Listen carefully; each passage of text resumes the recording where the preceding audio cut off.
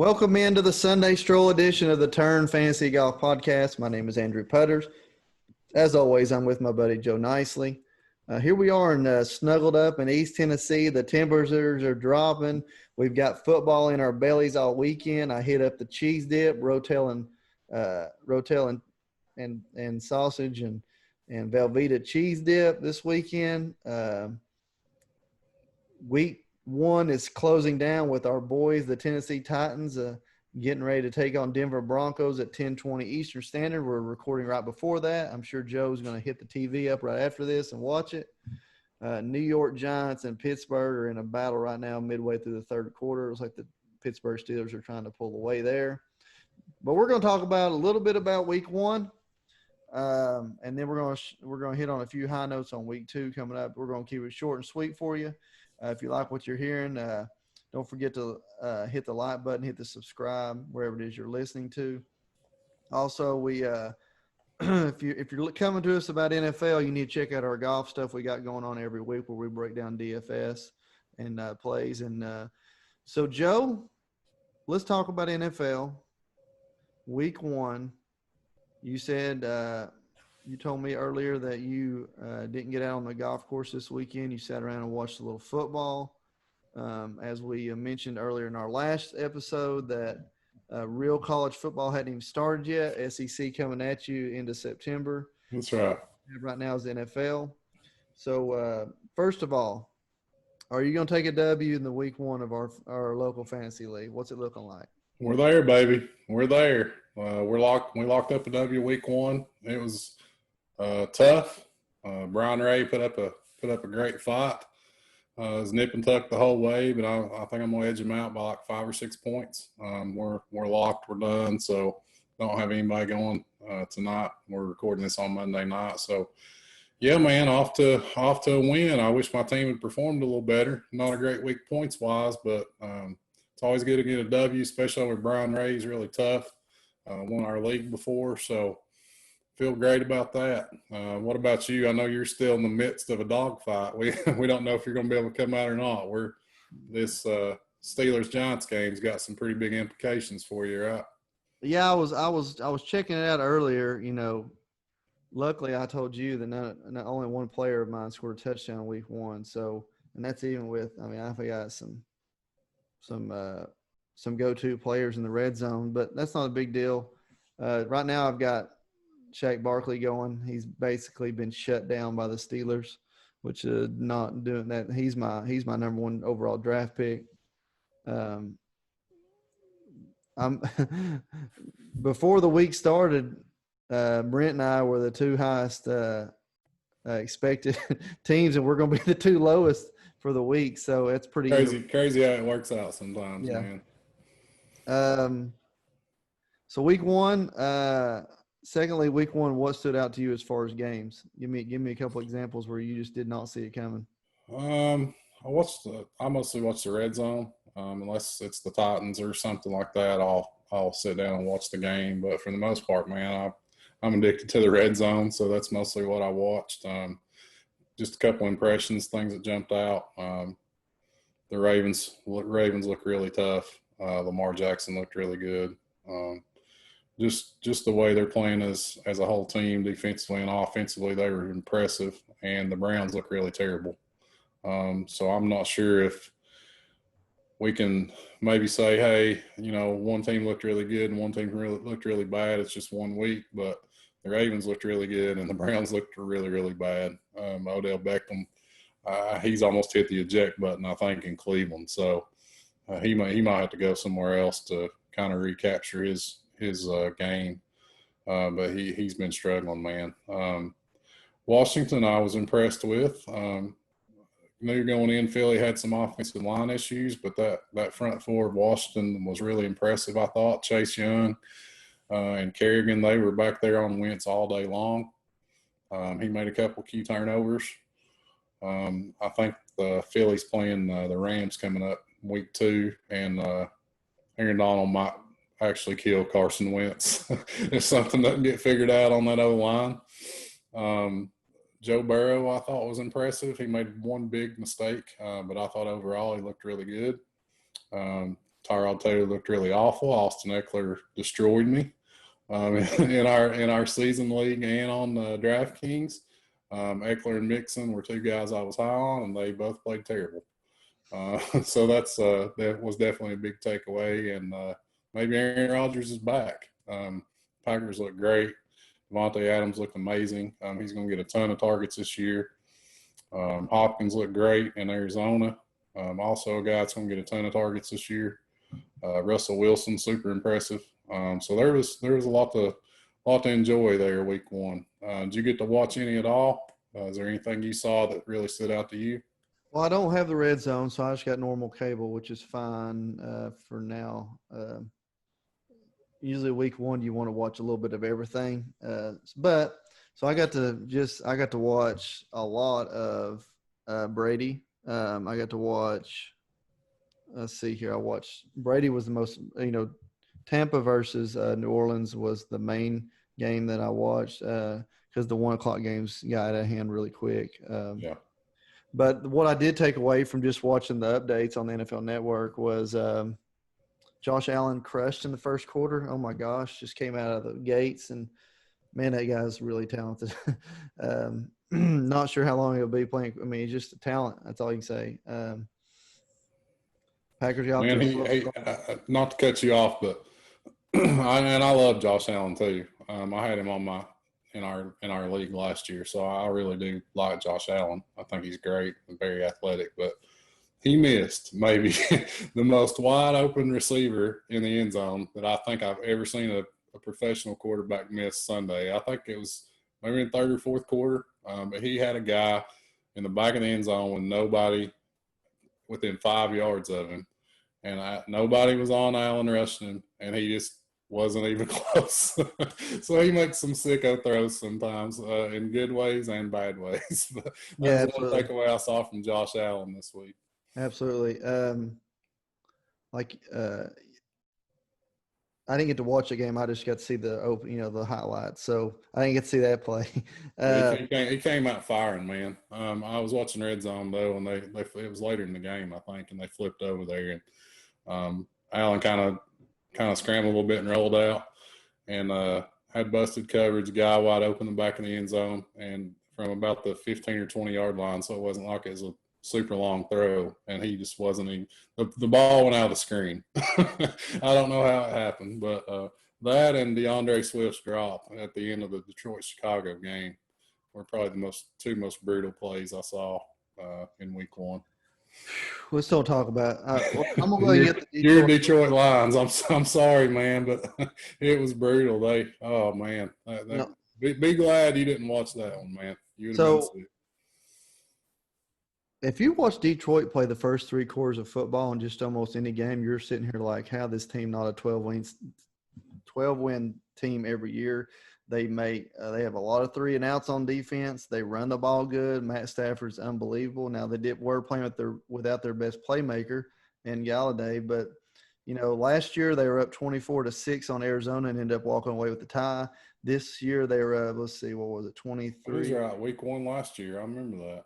23-6 maybe. Yeah, they're up 23-6 in the fourth quarter. Matt Patricia went on made the statement today, went on record stating that the fourth quarter losses are not his fault. So nothing has even assured me his exit is coming very shortly. Right now, I'm wondering if just the ego cannot get out of the way with him. I thought that I was on his side, but it just more and more you hear about players, what they talk about him, just get him out of there. I mean, like I said, if you watch them play 3 quarters week in, week out, you'd be like, this team's win 12 games every year. And they literally win 4-6. So yeah, I'm not a Patricia guy, so I'm definitely with you on that. Russell Wilson is just how this guy don't win the MVP every year. I don't know. Carson because of Schottenheimer is what the only thing that can stop Russell Wilson is his offensive coordinator, Brian Schottenheimer. That's your answer to that. But they hashtag let Russ cook Sunday, and he beat up on my Falcons pretty good, man. He looked great out there. Packers got off to a slow start. Looked like the Vikings were somewhat in control early. And Aaron said, no, I think we're going to win this game. And just threw all over the yard. Game I was very interested in watching. We haven't seen him play since week 1 last year. Patriots, Dolphins. Could not have watched a more boring football game in my entire life. We saw a lot of snap team, call, draw, run plays. I don't know. I mean, maybe week 1, Belichick knows they're probably going to win no matter what play calls they use. So let's just keep it very vanilla. I don't know, but it was hard to watch that football game. And then, did you see the little ruckus after the game when they're shaking? I didn't get to see it. I heard about it. I heard somebody was coming after Cam's chain or something.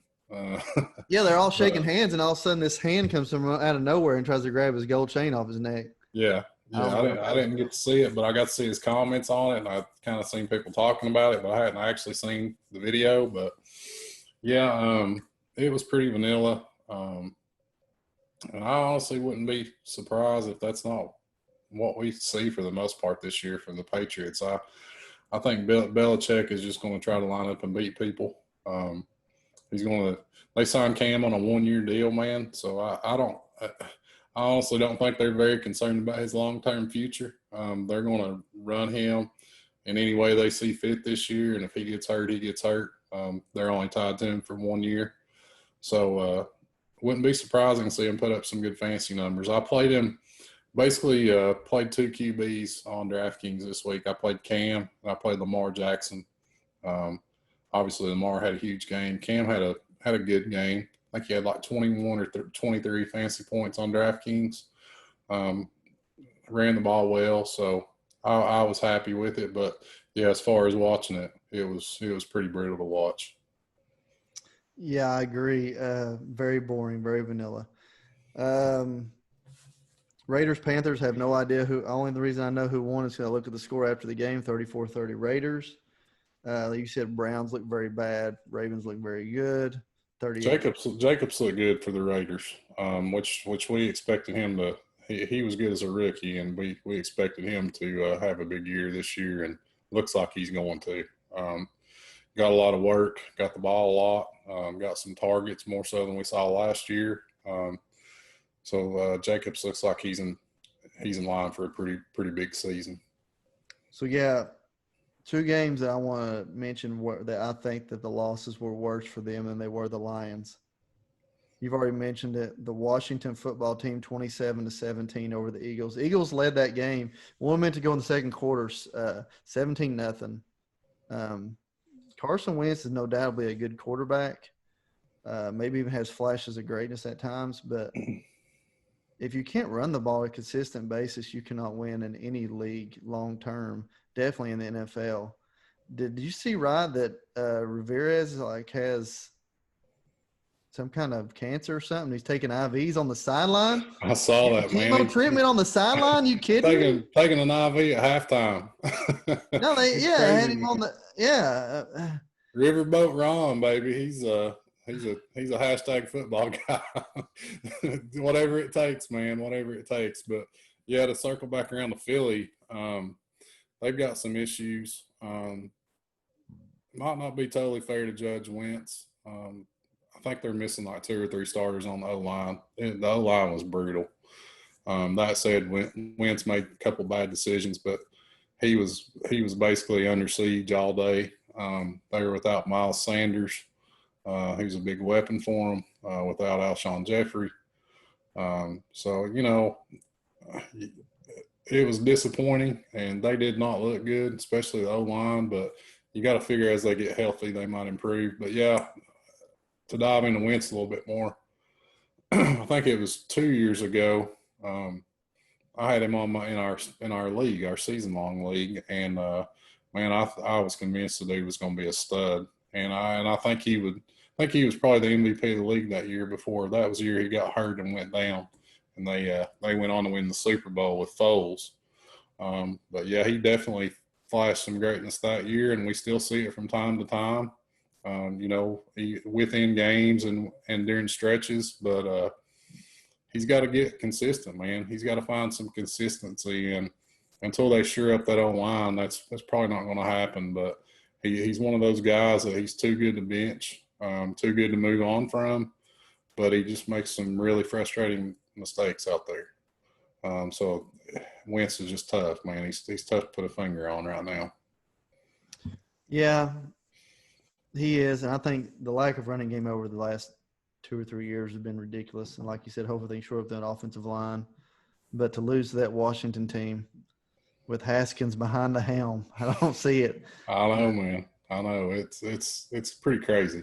Yeah, another very disappointing loss and a team that I actually like a lot and the quarterback that I really love.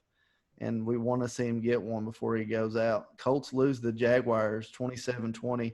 And the Jaguars are trying to lose, ladies and gentlemen, and they still come out with the W 27-20.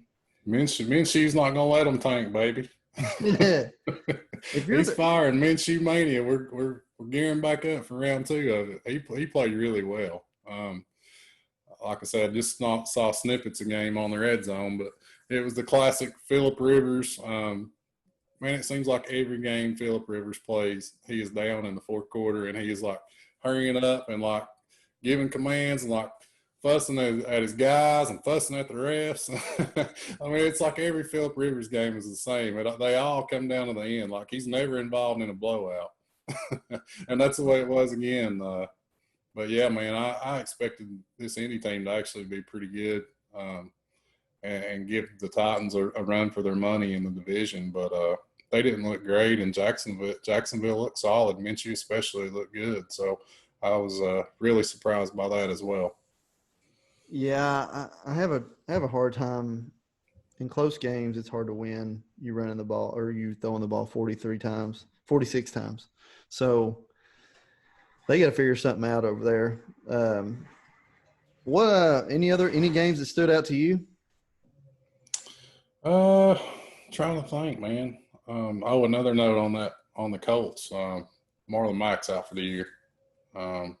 So fire Jonathan Taylor up if you got him in season leagues, or if you want to look at DraftKings this week. He's going to be getting the majority of the carries with Mack out. Other games that stood out, no, nothing really. I watched a lot of the Saints game like you did, Saints Bucks. I've kind of been saying it, man. I can't remember if we touched on it last week on here. I think we did, but I don't know that Brady's going to be a huge upgrade for Godwin and Evans as far as fantasy wise, because Jameis was so aggressive and they just ran that offense downfield constantly, and Jameis wasn't scared to go downfield. I don't know that those guys are going to put up the kind of numbers they did last year. I think maybe they'll be a better football team when it's all said and done with Brady. But from a fantasy perspective, I wouldn't be surprised to see those guys slide a little bit with him back there. And on the Saints side of the ball, AK is back, baby. He's healthy, looked good, got paid. So glad to see our guy, Alvin Kamara, get a big contract. And he looked really good Sunday, I thought. He definitely looked fresh. They've got an interesting duo there with the power back that Murray is. Big power back, fast power back, instead of, when they had Ingram there was power only. Murray's got some speed too. They look really good. They blitz Tom all day. Got to him a lot. The Buccaneers had a lot of penalties. They did not look sharp at all. They basically had Gronk blocking the whole game because they couldn't protect. And so when Gronk did run a route, it was just decoy route anyway. They were double teaming him with a linebacker and a safety. Very interesting the way the game was coached. They've got so many weapons. I just kind of thought that it'd be a very – it was 57 points, was high scoring, but I thought it'd be a lot more. Game you kind of been hitting on with Hopkins is Cardinals upset the 49ers. It could be a little bit of a Super Bowl hangover. Usually the team that does not win the Super Bowl has a bailout year the next year, but the Cardinals have been grinding it up for a couple of years now. And Kyler Murray is the real deal. Yeah, I agree, man.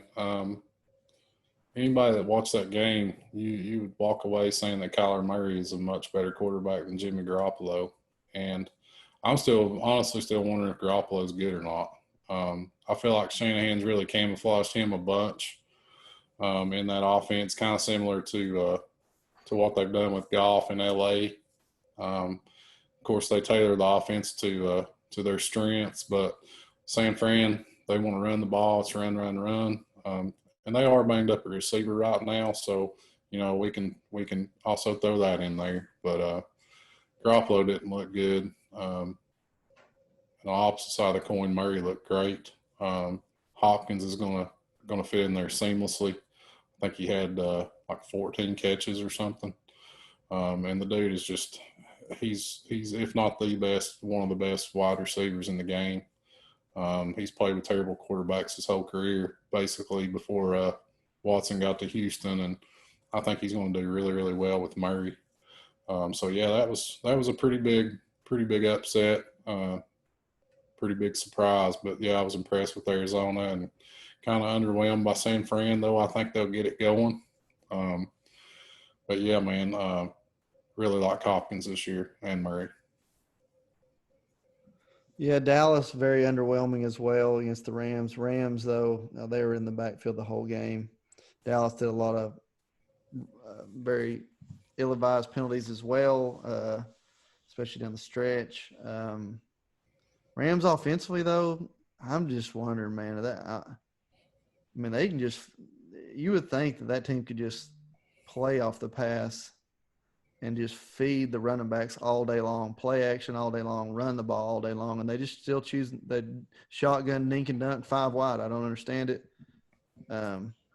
Yeah, it's almost like McVay outsmarts himself sometimes. He tries to get a little bit too cute. You almost wish he'd just kind of stick to the bread and butter a little bit more. But I think he's a really smart offensive coach. I think they're going to have a bounce back year. And the Cowboys, with all that talent, they didn't look great. We know what kind of weapons they have, so you have to figure in the long run, talent's going to kind of win out. But I don't know that I was ever crazy about the Mike McCarthy hire. Certainly, he was not a great coach there at the end in Green Bay. He did some amazing things up there overall, but last couple of years weren't great. And it always makes you wonder, if you can't win with Aaron Rodgers, how good of a coach are you really? So I don't know that it was an amazing hire that I loved, but I mean, maybe it'll work out. But they didn't look great. Didn't look great Sunday night. So maybe some concerns there for the Cowboys. Yeah, of course, we can't really see what's going on with the mask on, but just very, very same old McCarthy on the sideline. Very vanilla, no expression ever. Speaking of can't see what's going on, going all the way back to Thursday, what about Andy Reid and the visor? The fogged up visor on the sidelines. It looked like a bad nightclub in '89 for the opener. Man, I saw some amazing stuff on Twitter with the visor. That was great. That looked like nightclub windows back in the day here in Knoxville. Yeah, it was crazy. Kansas City looks really good, man. I don't know if anybody's going to be able to slow them down again this year. Yeah. And if anything, they might be better since getting Edwards-Helaire out of LSU. The dude looked like a stud. Our boy Brent took him second round in our season-long league, and it's looking like a great draft pick. But Mahomes just obviously we know what he does. They've got a ton of weapons, and I was really impressed with their defense. Thought their defensive line was really getting after it. They put a ton of pressure on Deshaun Watson all night. And kind of on the other side of that game, Houston did not look good at all. David Johnson played okay, I thought, but still, in my opinion, the worst trade in history. I know you'll say Herschel Walker to the Vikings, but I think the DeAndre Hopkins for David Johnson is the worst trade in at least say our modern area that I've seen. I just don't know that you can win that way in the NFL anymore. And signing Deshaun Watson to a huge contract and locking him up, you trade away his best weapon, a guy who's one of the top 3 receivers in the league. So a lot of question marks there in Houston, and not many question marks in Kansas City. Yeah, I think coaching is definitely an issue in Houston. I'm a David Johnson fan for more than one reason. Number one, he's on my team in fantasy, but Right. I'm not going to say I don't think it's the worst trade in history. I definitely think it's one-sided to an extent. Maybe there was an issue in the locker room. I don't know. I'll still go with the Emmitt Smith, Darren Woodson for Herschel Walker. It was a bad deal for the Vikings, but anyway, yeah, I mean, there's layers to it. I mean, there was definitely a money issue with Hopkins. He wanted a new deal, which he just signed in Arizona, and Houston felt like they couldn't pay him. So I mean, there's definitely some things going on, but man, I don't know how you don't find the money to pay that guy when you're signing Randall Cobb for like $18 million or whatever. It's O'Brien has just made some really head-scratching decisions as the general manager, and he's not looking great on the field either. No. I think that his quarterback is making him look better than he actually is. So week 1's in the books. We haven't even had a chance to talk about week 2. That's okay. Yeah. This is going to be just a short and sweet show for you every week. My name is Andrew Putters. My boy Joe Nicely signing off for week 1. We'll talk to you next week about football, boys. Sunday Stroll Edition. Go, go, go!